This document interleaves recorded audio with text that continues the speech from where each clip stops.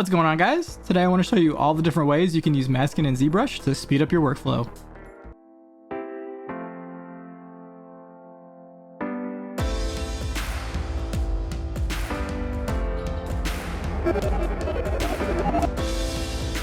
I'm Eric and I hope you're having a terrific day. Today I want to show you a little bit about masking in Zbrush. And I'm really excited to show this one to you because there's so many cool things that you can use masking for to get really complex shapes and results in Zbrush that otherwise might be really time consuming or almost impossible. A lot of these features I went years not even knowing about or using in Zbrush because it's just not something you always think about. Like, oh, I need to create this shape. I can use masking. Like, it's not an intuitive connection to think about. I want to show you guys these features so that when you think about your characters and your art in the future, you can have these in your toolkit to potentially use or solve problems with. I think we've got some really cool stuff, so let's jump in and take a look at it. So we're just going to go ahead and use our demo head here as an example. Now, at its core, masking is just hitting Control, painting on your mesh, and masking an area off. So that way when we go and sculpt, we're not modifying that region. Now you can hold Control and Alt to erase a mask. Of course. You can also Control Tap to soften a mask or Control Alt Tap to sharpen a mask. That's your basics of how you paint a mask on the mesh. Now, masking is not only for masking an area off, you can also use it to create geometry. What you can do is you can paint a mask on your mesh. So for example, you can paint some eyebrows. You can hit Control Alt to sharpen that, clean it up a little bit. And then we can go to the bottom of our subtool panel, go to Extract, and hit Extract. Now you can see that's way too far out, so we can actually bring this down, maybe a little bit more, hit Extract, and then when you're happy with the result, you can hit Accept, and then we have a new piece of geometry that we actually can modify.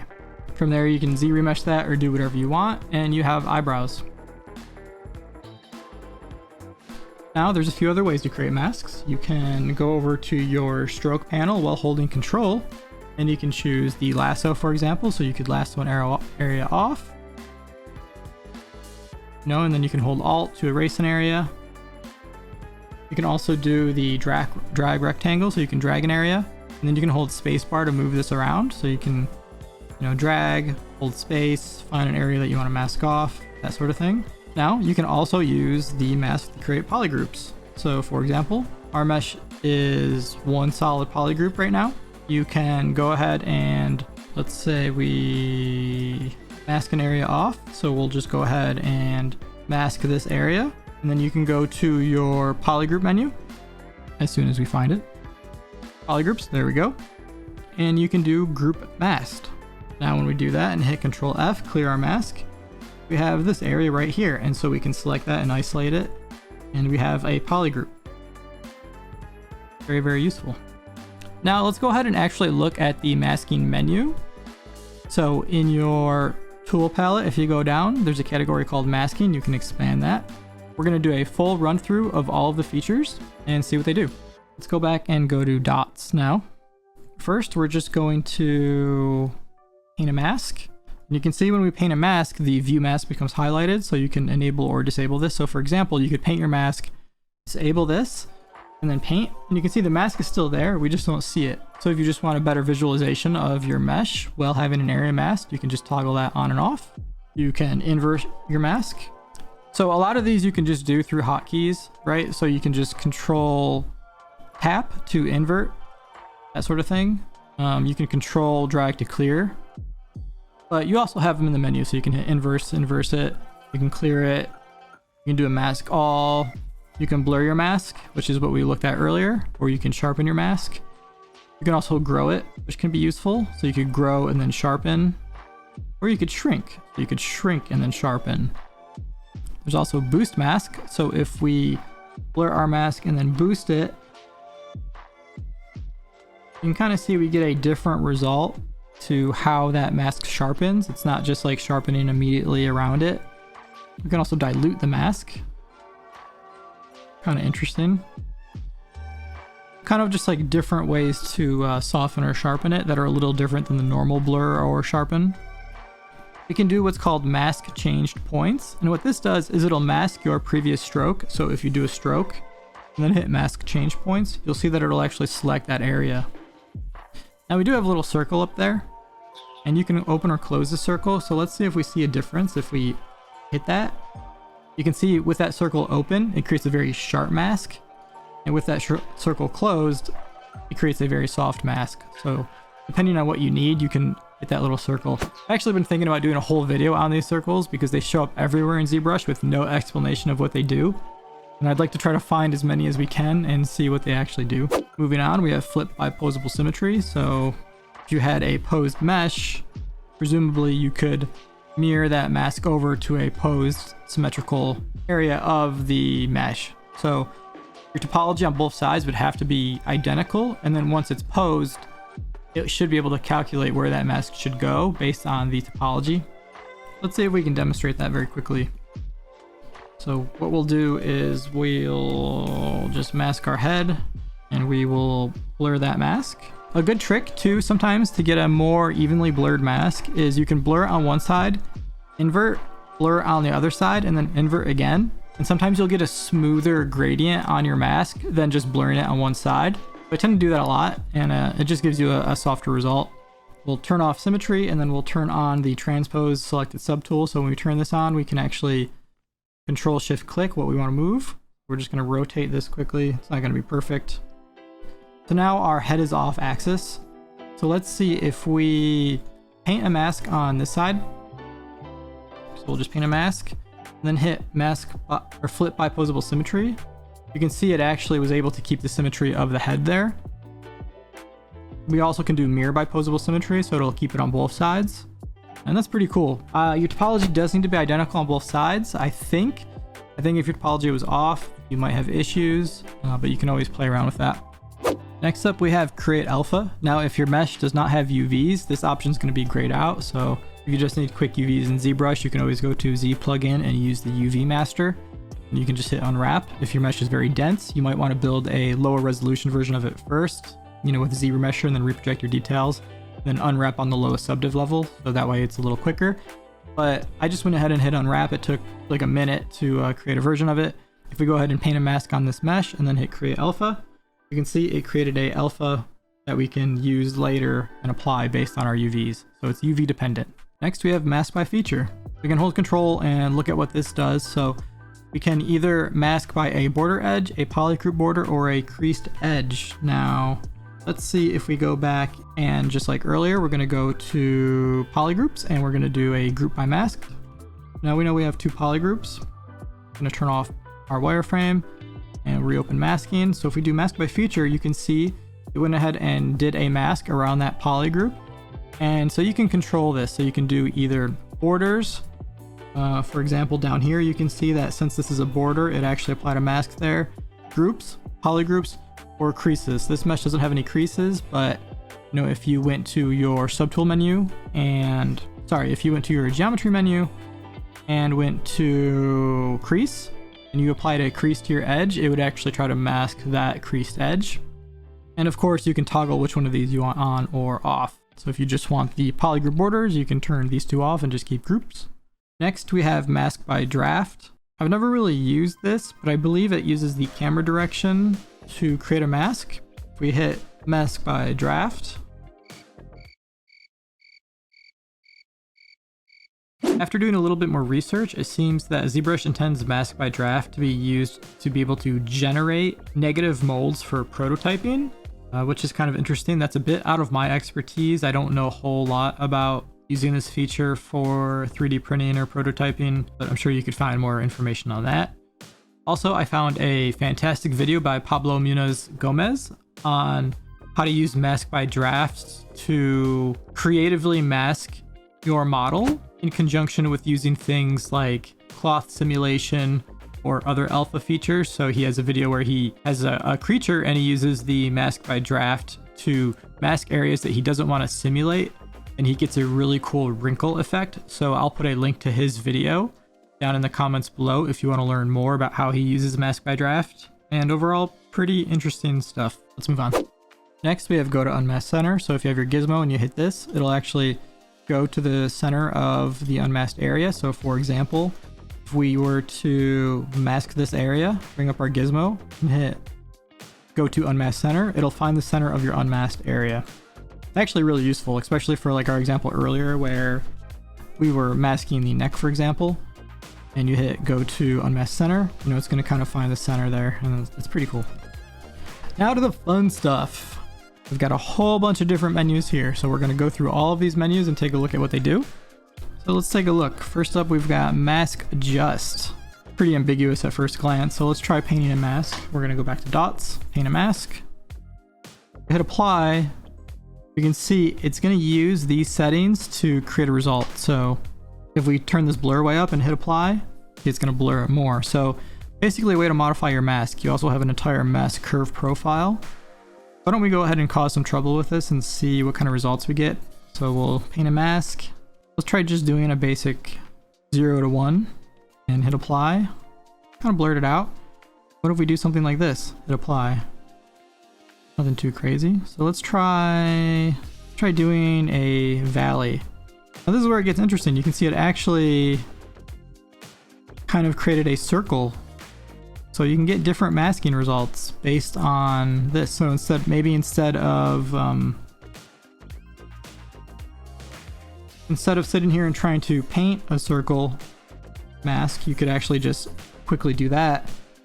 Create a graph like this, hit apply, and kind of get that circle and then sharpen it. Now we could maybe play with some of our settings up here. So maybe we do boost mask, for example. So this is where boost mask might come into play, where if we were just trying to sharpen it before, we're kind of just losing it. So we can do boost and then maybe sharpen it. And now we've got a circle. Just a quicker way to maybe mask an area off without having to sit there and paint it yourself. And of course you have all your typical settings you have in any graph menu in ZBrush. Next, we have Mask by Fibers. So we need a little bit of setup before we can actually understand what Mask by Fibers does. All right, so very quickly, we're just gonna mask off the scalp of our demo head here and apply a Lightbox preset for fibers, adjust them a little bit, do a quick render just to make sure they're working. So let's see if we can get a closer look at fiber mesh and see what's actually happening. So I tried to make a very basic fiber mesh that we should be able to kind of see what's getting masked. Just playing with some of the settings here. Then we're going to go ahead and hit accept. Now, once we hit accept, it's going to create a new subtool, and this is going to be our fiber mesh. Now, if we head back down to the masking menu, so if we go to Mask by Fibers and we control mouse over fiber mesh, you can see it kind of gives us some ideas of what you can do to mask your fiber mesh. And you could do a whole video just on fiber mesh, right? Like, so we're not really looking at how to make fiber mesh or anything like that, just this feature of masking it. And you can see you can mask the root, the tip, or the middle. So by default, you've got the 0 to 1 graph. You hit fiber mask, you can kind of see it masks the tip a bit and goes out. So if we were to give it like a curve like this, clear our mask, hit fiber mask, it grabs more of just the root. And then the more we kind of give this graph a curve, it's going to be more of a gradient across the whole strand. Now you could also flip this and get the root. So I'm sure we could probably do a similar effect where we give it a look like this. So we grab just the tip. Sorry, we're grabbing just the tip there. And then of course you could do like a bell curve to grab the root and the tip, or you could flip it and grab the middle. So basically just different ways to mask out your fiber mesh. Probably useful when you're grooming hair with fiber mesh and that sort of thing. Now I think Fiber Unmask will let you mask areas that are already masked. So like if we did this and then hit Fiber Mask, you can see it's not affecting this area. But if we hit Fiber Unmask, it does have an influence. It does have some overlap with our masked area. Maybe to give you like a soft effect so it's not completely rigid between your masked area and your unmasked area. Kind of an interesting feature. Next up we have Mask by AO. So basically this will take an ambient occlusion and create a mask of it. Let's try to increase the strength to see if we get a more obvious result. Now you can see as we increase that strength, there's actually areas getting masked. So go up really strong, hit Mask by AO. You can kind of see now where we're getting areas that are the AO of the face that are getting masked off. So, you know, just kind of if you want to not affect those areas, you can use that. You also have some different scan distances and aperture you can use to modify how that works. You can invert it and also get a clearer idea. You can kind of see it's hitting the crevices and then fading off, just like your AO would. Very similar to Mask by AO, we have Mask by Cavity, but this is a little more direct. So if we hit Mask by Cavity, let's turn up the intensity. You can see it's trying to find the cavities of the mesh and masks only those areas. Now, based on this intensity, it's going to try to grab a broader or more narrow region of your cavities. So you can see when we had that kind of low, it's kind of grabbing the mesh just a little bit as a whole. So the intensity is kind of finding those really dark crevices. You can also blur that a little bit too. And then of course you have the graph that you can adjust, the cavity profile. So let's see what happens if we just kind of change this around a little bit. Very different result versus if we kind of push it up. And it's really trying to find those recessed areas more. So you can play with that to modify your result. Next up, we've got Mask by Smoothness. So let's go ahead and just hit that and see what happens. It's basically trying to find the curvature of the mesh and create a mask from it. Interesting result for sure. Kind of similar to Mask by AO in a way, but it is different. And we can play with some of those settings and see what they do. You can see it's kind of trying to grab these really round areas like his nose, his lips, the edges, and create a mask of those. So pretty interesting. We have Mask by Peaks and Valleys. So it's going to find the high areas and the low areas of your mesh and create a mask of those. Again, you can adjust the settings of this. So if we go low or go high, honestly getting pretty similar results in both cases. The coverage has a much greater range in what it can do. Maybe on like terrain or hard surface or something like that. Next, we have one that I want to spend a little bit of time on because this is really cool and really powerful. We have Mask by Color. And there's some great examples out there. I think Pav in one of his recent videos used Mask by Color for his Ninja Turtle model, which was sick. And why don't we go ahead and look at what we can do with these settings.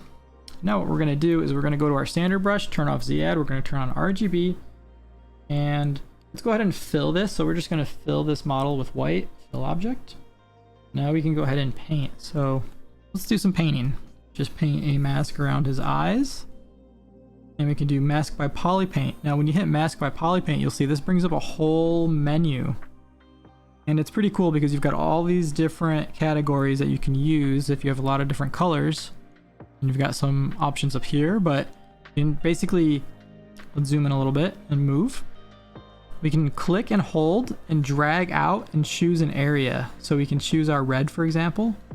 And look at that. Look how cool that is as we're moving around. So you can click that and you can play with the tolerance and create a mask. We can clear that, we can unmask it, mask it, inverse it, you know, all that kind of thing, hide the colors temporarily. And then you can hit OK, and now you've got a mask of your Polypaint. Now what would this be good for? The first example that comes to mind, since this is a Miles Morales sculpt that I'm working on, and say we were trying to create Spider-Man's webbing. So what you could actually do, you know, you could paint areas for the webbing. So if you're just like roughing this out, we're not going to spend too much time on this. And so say we had an area like that, we could go to Mask by Polypaint, choose that red, hit OK, and then go up to our extract that out, hit accept, and now we've got a webbing mesh that we can use. So we can then go ahead and Z remesh that, for example, and now you've got a pretty sick mesh that you can use. Now there's other ways you can use Polypaint too in this Mask by Color. So that was just straight up by Polypaint, so we just picked a color. We also have intensity, hue, and saturation. So based on how saturated this is can also affect our mask. So let's go ahead and turn our Polypaint back on.